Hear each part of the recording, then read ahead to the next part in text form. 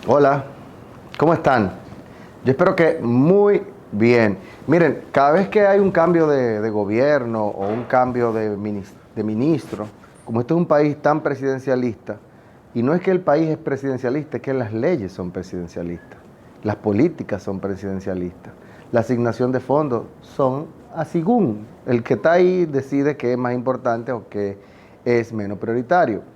Pero hay muchas expectativas que se crean cuando hay un cambio de gobierno o un cambio de ministro, una nueva, digamos, forma de ver las cosas.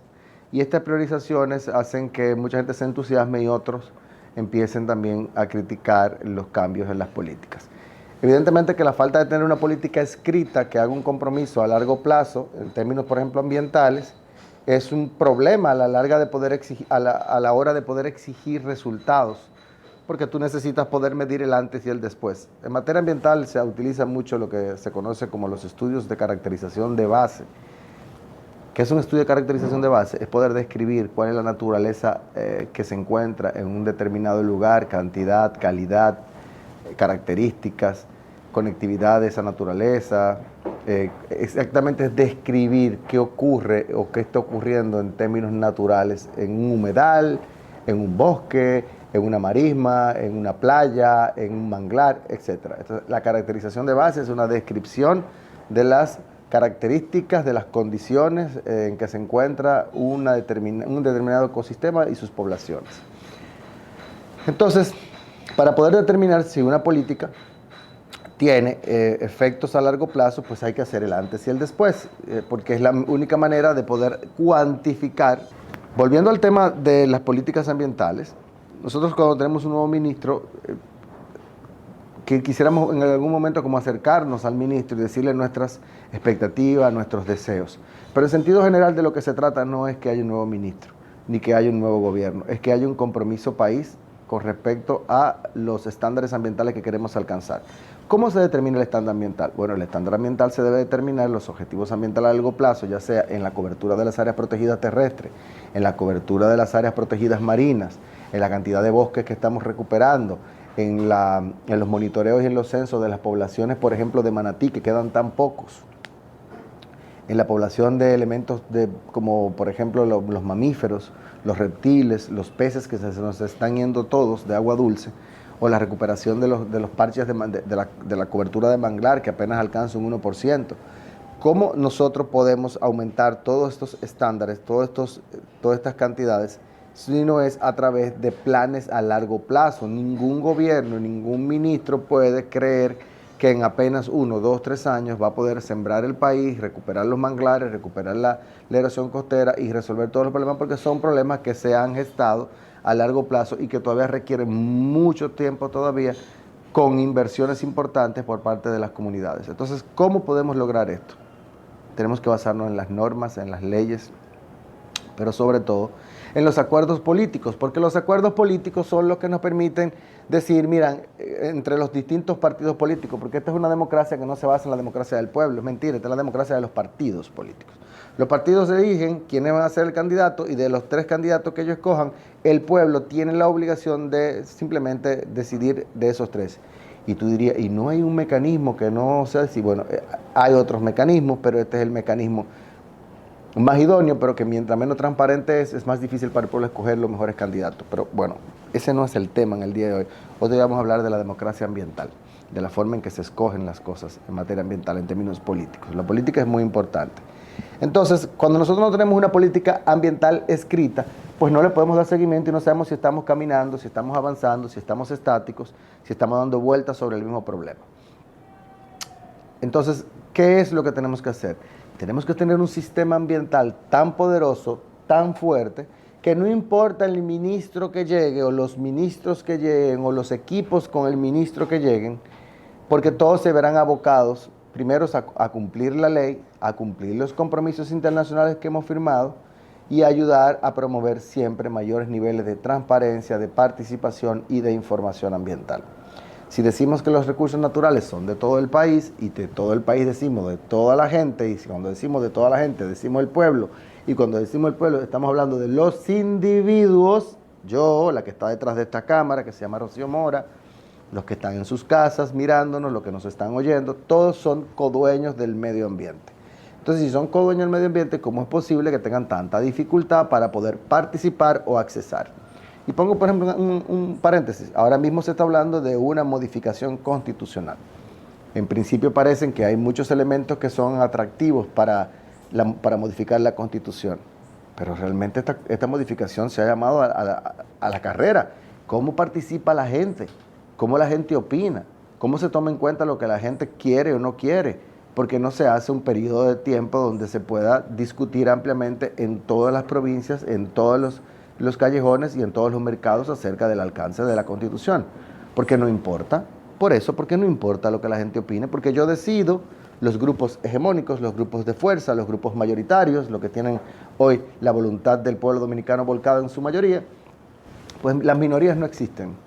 Entonces se consideran representantes y se consideran que ellos, como son representantes, son los que tienen también que tomar la decisión de los representados. Pero eso es simplemente un paréntesis. Lo cierro porque no es el tema del que estamos hablando. La idea que quiero llevar a atención es que sin políticas públicas a largo plazo, sin documentos escritos que obliguen a todo el que llega a que lo cumpla, porque ha sido un compromiso histórico a largo plazo del país, que evidentemente si ese compromiso yo lo quiero hacer ahora, pero soy yo el que vengo con un documento y digo, bueno, esto es lo que se va a hacer, y como yo tengo mayoría mecánica o tengo la autoridad para hacerlo valer y hago que se apruebe mediante una resolución del Ministerio de Medio Ambiente, porque yo soy el ministro, o del Congreso, porque yo tengo la mayoría, y yo no hice un proceso de consulta pública abierto, democrático, participativo, con suficiente tiempo, evidentemente que es un documento que va a estar también, que va a adolecer de problemas de cumplimiento, porque la gente no lo votó, no lo opinó, no lo enriqueció, porque la idea no es simplemente oponerse o aprobar, es enriquecer los distintos puntos de vista. Evidentemente que las organizaciones que se dedican en San Cristóbal a proteger la riqueza arqueológica, la riqueza cultural de las cuevas de allí y de los asentamientos taínos, tienen una visión distinta a la gente que vive en Bávaro, pero deben de primar todas estas visiones, pero no priman porque el documento se hizo a la carrera. Entonces, quizás recordando lo que decía Montesquieu en uno de sus escritos, Montesquieu decía, creo que se llamaba Charles de Secondat, el barón de la Brede, el barón de Montesquieu. Decía, en el espíritu de las leyes, en algún punto de uno de sus escritos, también tenía un documento sobre los discursos de Tito Livio, que recomiendo a todos escuchar, hay audiolibros sobre eso en YouTube. Decía que cualquiera debería poder ser presidente y poder ser el príncipe. Y decía alguien, ¿cómo? Pero eso choca con la idea de Platón, de que el príncipe debería ser un ilustrado, el príncipe debe ser el primero entre sus iguales, una persona que ya esté moldeada para poder resolver los problemas comunes y los problemas de autoridad. Entonces Montesquieu decía, no es el príncipe el que tiene que ser bueno, es la ley. El príncipe puede querer ser malo y estar obligado a ser bueno porque la ley se lo impone. O sea, la ley es la que te permite, el sistema te da los instrumentos para que tú hagas lo bueno y lo malo no lo puedas hacer, porque o la ley lo imposibilita, o la ley lo castiga, o la ley lo proscribe. Entonces sucede lo mismo aquí con los ministros de medio ambiente. Un ministro de medio ambiente no tiene que ser experto en materia ambiental, no lo tiene que ser.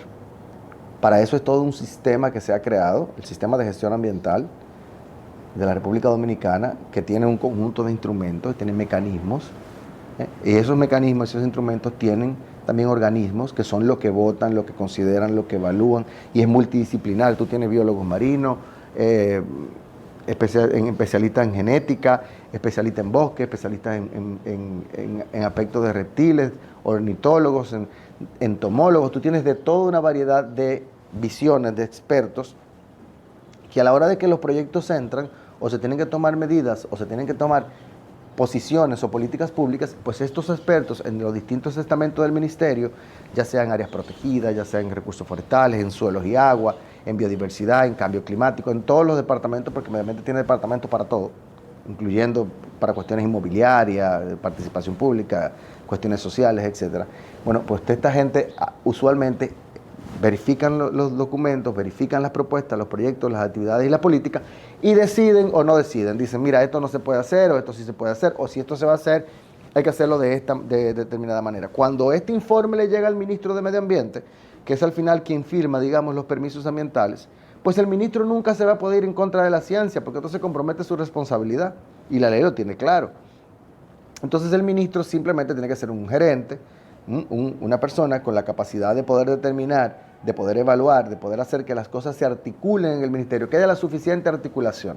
A eso que la ley llama la coordinación entre las distintas instituciones del Estado, no es solamente por temas de eficiencia y de eficacia, porque es difícil medir el tema de la eficiencia y de la eficacia en la administración pública, porque no estamos hablando de un motor de combustión interna que por un litro de combustible te da 160 caballos o te da 5 kilómetros de distancia, frente a otro motor que por un litro de combustible te da 10 kilómetros de distancia. Ahí sí estamos hablando de eficiencia y de eficacia porque podemos compararlo.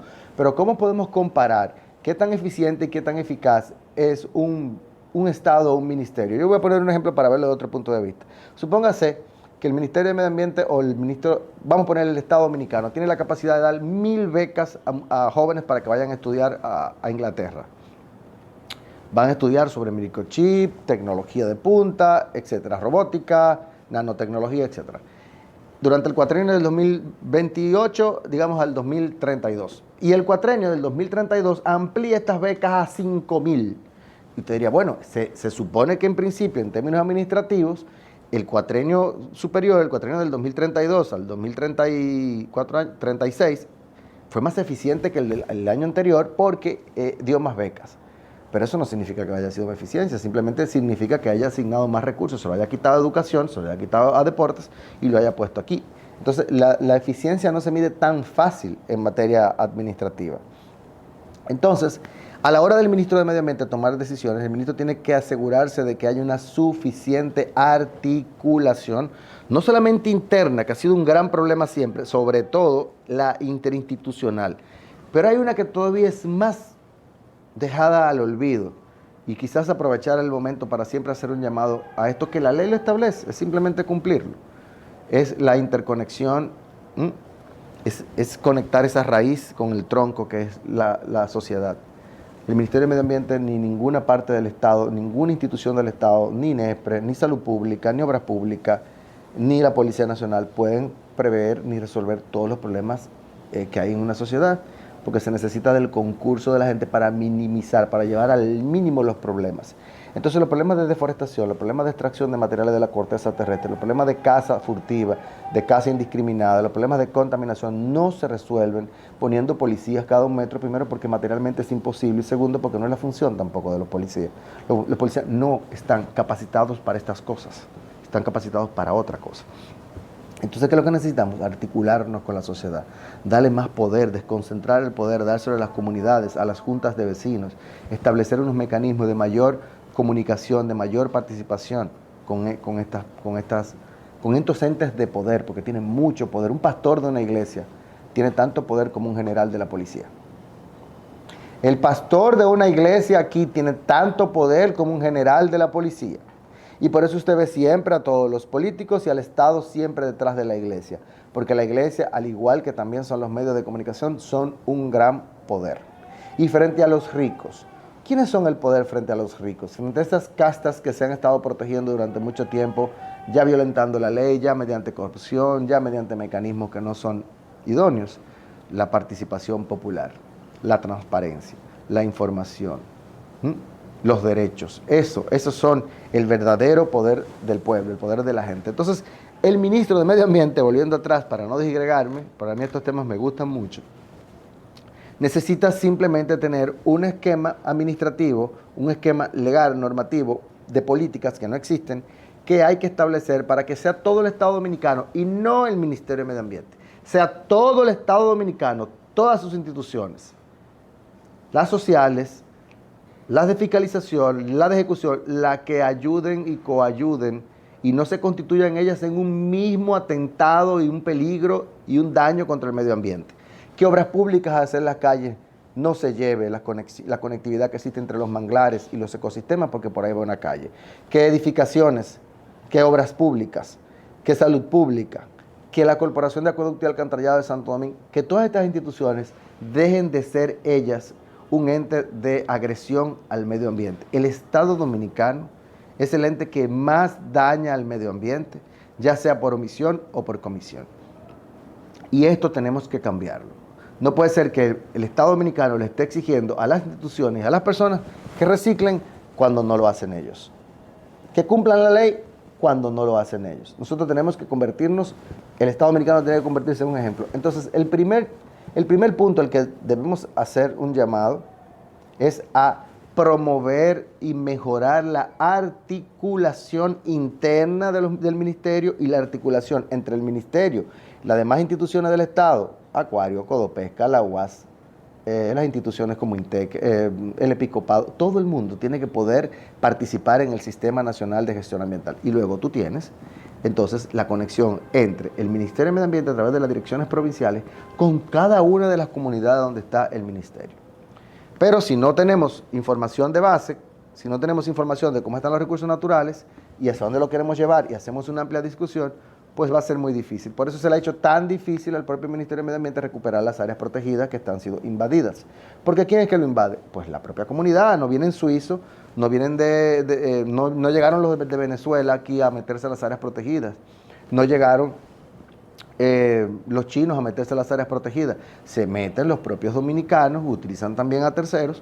Entonces es con los dominicanos y es con las comunidades cercanas con quienes hay que trabajar para que estas cosas no pasen. Lamentablemente hay que cumplir la ley puede ser dolorosa, la ley puede ser complicada, y hoy vivir en sociedad significa más que la libertad que nos da vivir en una comunidad, vivir en un apartamento, es la limitación que nos impone en el respeto al derecho de los demás. Esa limitación, esa responsabilidad significa que yo debo de conducirme de forma tal que no le haga daño a terceros. Entonces, es importante, sobre todo en el tema de las áreas protegidas, a lo que me quiero dedicar en otro espacio, hablar de qué debemos hacer con las áreas protegidas, cómo debemos de manejar las áreas protegidas, qué son las áreas protegidas y cuál debe ser el papel que tienen las áreas protegidas con las comunidades. Las áreas protegidas no pueden seguir siendo custodiadas única y exclusivamente por el Estado. Hay que recordar que nosotros creamos el Estado para que nos sirva como pueblo, como país, como personas. Nosotros no nacimos para servirle al Estado, es al contrario. El Estado es un instrumento para que se respeten nuestros derechos y para que podamos alcanzar cada quien y de cada forma distinta su felicidad. Y el Estado se ha constituido en estos países donde hay poca participación, poca información, poca transparencia, en un instrumento en favor de los poderosos para poder manipular a las minorías o a las mayorías no informadas. Así que en otro momento vamos a seguir con estos temas que son un poco filosóficos, un poco legales, un poco administrativos, un poco teóricos, y vamos a hablar en una próxima entrega de Conexiones Invisibles acerca de la importancia de las áreas protegidas y por qué es que la gente no termina de entender cómo las áreas protegidas constituyen un elemento vital para el desarrollo del país. En todas partes, no importa si las áreas protegidas están en la cordillera central o están en el Banco de la Navidad. Cómo esto afecta a la gente que vive en Monte Plata, independientemente de que esté a 200, 300 kilómetros de esos lugares. Los invito a que le den al YouTube, a la campanita. Rocío Mora siempre me dice lo mismo, que debo decir al final, que le den. A mí lo que me gusta es que me escriban y me critiquen. A mí lo que me gusta es que hagan de abogados del diablo y le busquen la quinta pata al gato a lo que yo estoy diciendo, que me ayuden a mejorar el discurso, que me ayuden a mejorar mi pensamiento, y sobre todo que utilicen este espacio para escribirme en YouTube lo que piensan de lo que digo, encontrar fallas en mi pensamiento, encontrar fallas en lo que digo, y que nos ayuden en esta discusión para que las generaciones que vienen detrás, que estas cosas les empiecen a cosquillar y a gustar, también se puedan enriquecer de estas discusiones. Así que espero que me hagas tus comentarios en YouTube y ahí también están mis contactos por si me quieres en algún momento contactar y hablar de estos temas que a mí me gustan mucho y que espero que tengamos mayor espacio en el futuro para poder seguir compartiendo. Así que feliz día desde Conexiones Invisibles.